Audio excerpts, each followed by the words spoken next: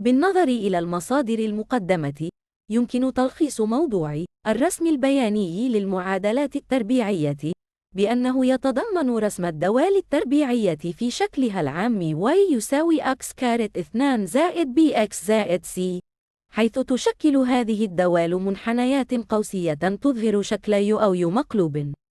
يتم رسم هذه الدوال عن طريق إعداد جدول قيم للمتغيرات x و y، وحساب القيم المقابلة لام y عند استبدال قيم x، ثم رسم هذه النقاط على الرسم البياني وربطها بمنحنى ناعم.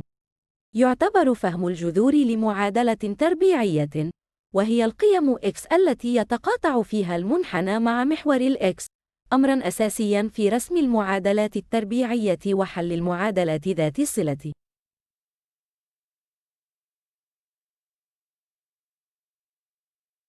الآن نقوم بتطبيق فيت على المختبر الافتراضي ونعود. على سبيل المثال، القيم y يساوي x تربيع سالب 2 ضرب سالب 3.